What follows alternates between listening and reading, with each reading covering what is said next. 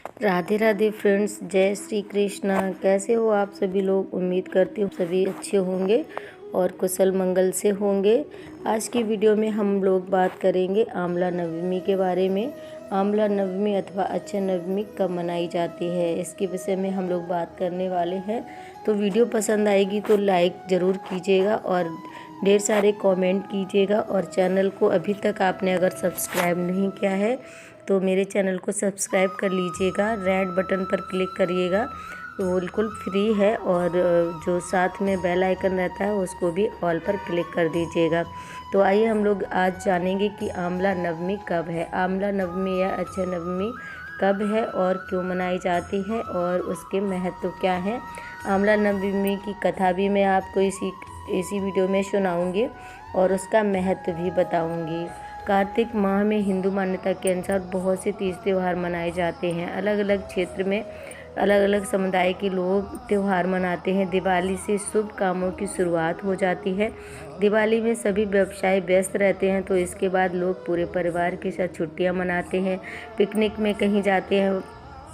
भारत के उत्तर एवं मध्य भारत में आंवला नवमी का त्यौहार इसी तरह का पारिवारिक त्यौहार है। आंवला अथवा अक्षय नवमी इस दिन भगवान श्री कृष्ण वृंदावन गोकुल की गलियां छोड़कर मथुरा गए थे। इस दिन उन्होंने अपनी बाल लीलाओं को त्याग कर अपने कर्तव्य के पथ पर कदम रखा था। यह पूजा खास तौर पर उत्तर भारत में की जाती है। इस दिन वृंदावन की परिक्रमा शुरू कर दी जाती है।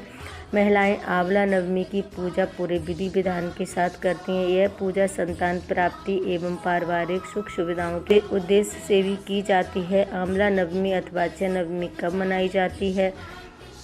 आंवला नवमी अथवा अक्षय नवमी कार्तिक माह शुक्ल पक्ष की नवमी के दिन मनाई जाती है। यह पर्व दिवाली त्यौहार के बाद आता है।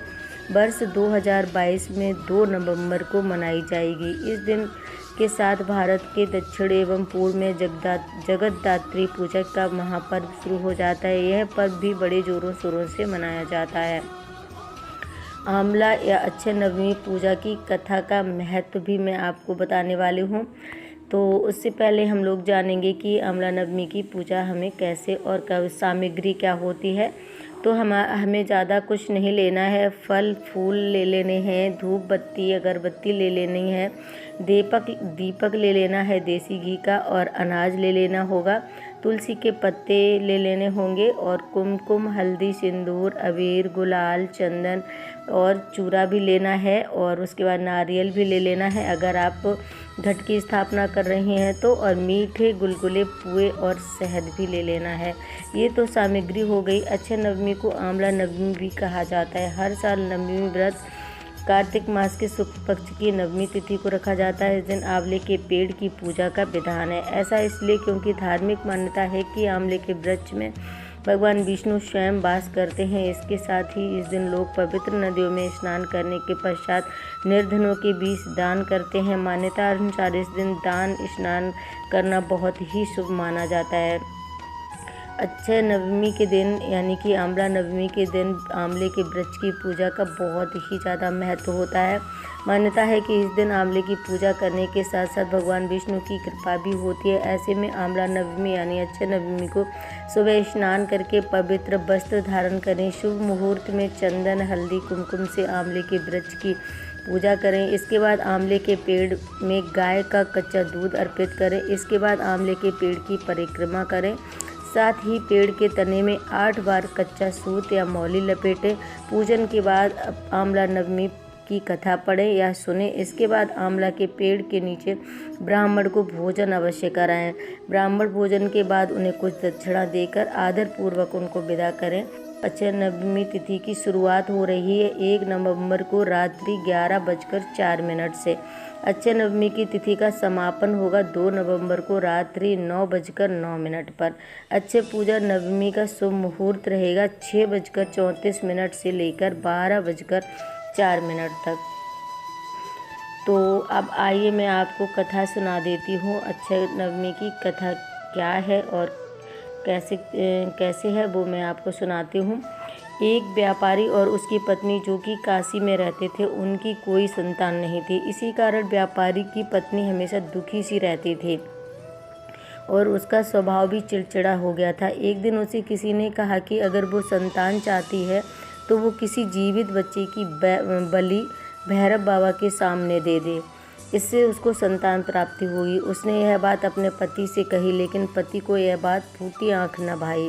पर व्यापारी की पत्नी को संतान प्राप्ति की इतनी ज़्यादा चाह थी कि उसे इस तरह से बांध दिया था कि उसने अच्छे बुरे की समझ को ही त्याग दिया और एक दिन एक बच्चे की बलि भैरव बाबा के सामने जाकर उसने दे दी, जिसके परिणाम स्वरूप उसे कई रोग हो गए। अपनी पत्नी की यह हालत देख व्यापारी बहुत दुखी था।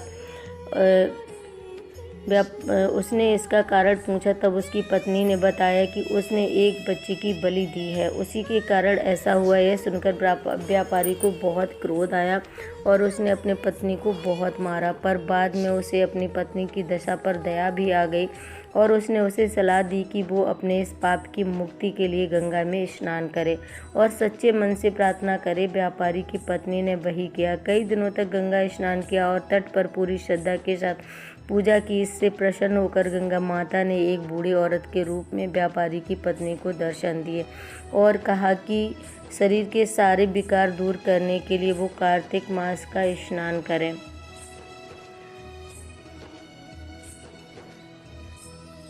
कार्तिक मास के शुक्ल पक्षमी की नवमी के दिन वृंदावन में आंवले का व्रत रखकर उसकी पूजा करेगी तो उसके सभी कष्ट दूर हो जाएंगे। व्यापारी की पत्नी ने बड़े विधि विधान के साथ पूजा की और उसके शरीर के सभी कष्ट दूर हुए। उसे सुंदर शरीर प्राप्त हुआ, साथ ही उसे पुत्र की प्राप्ति भी हुई। तब से ही महिलाएं संतान प्राप्ति की इच्छा से आंवला नवमी का व्रत रखने लगी हैं। यह व्रत घर की महिलाएं संतान प्राप्ति और परिवार के सुख के लिए करती हैं। आजकल यह पूजा एक पिकनिक के रूप में पूरे परिवार एवं दोस्तों के साथ मिलकर की जाती है। आंवले का पौधा, पत्ते एवं तुलसी के पत्ते एवं पौधा लेकर आप आंवला नवमी की पूजा विधि क्या है वो भी मैं आपको बता देती हूँ। औरतें जल्दी उठकर नहा धोकर साफ कपड़े पहनती हैं। इस दिन आंवला के पेड़ की पूजा की जाती है और उसी के पास भोजन किया जाता है। इस दिन पूरा परिवार ऐसी जगह पिकनिक की योजना बनाता है जहाँ आंवले का पेड़ होता है। कई लोग अपने दोस्तों क्लब वालों के साथ इस त्यौहार की योजना बनाते हैं और किसी फार्म हाउस या पिकनिक स्पॉट पर जाते हैं। पूरे परिवार के लिए यह पिकनिक हो जाती है, जिसमें औरतें घर से खाना बनाकर ले जाती हैं या वहीं सब मिलकर बनाते हैं। आंवले के पेड़ की पूजा की जाती है, उसकी परिक्रमा का विशेष महत्व होता है और आंवले के वृक्ष में दूध चढ़ाया जाता है। पूरी विधि के साथ पूजन किया जाता है। श्रृंगार का सामान एवं कपड़े किसी गरीब सुहागिन अथवा ब्राह्मण पंडित को दान देते हैं। इस दिन दान का विशेष महत्व होता है। गरीबों को अनाज अपनी इच्छा अनुसार दान देते हैं। सफ़ेद या लाल मौली के धागे को इसकी परिक्रमा करते हैं।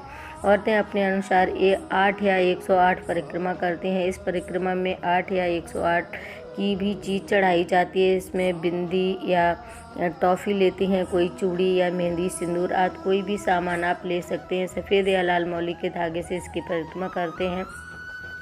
इसके बाद इस सामान को हर सुहागिन औरत को टिकी लगाकर दिया जाता है। फिर सब साथ बैठकर कथा सुनती हैं और खाना खाने बैठती हैं। इस दिन ब्राह्मण औरत को सुहाग का सामान, खाने की चीज़ और पैसे दान देना बहुत अच्छा माना जाता है। आजकल कई बड़े बड़े गार्डन में आंवला नवमी की पूजा का आयोजन किया जाता है। पूरे परिवार के साथ सभी महिलाएं गार्डन में एकत्रित होती हैं और पूजा करती हैं। आई होप कि वीडियो आप सभी को पसंद आई होगी तो ज़्यादा कीजिएगा अपने फ्रेंड्स और फैमिली के साथ में। और ऐसे ही अच्छे वीडियोस देखने के लिए मेरे चैनल को सब्सक्राइब कर लीजिएगा, बेल आइकन को ऑल पर क्लिक कर दीजिएगा। मिलते हैं नेक्स्ट वीडियो में, तब तक के लिए राधे राधे।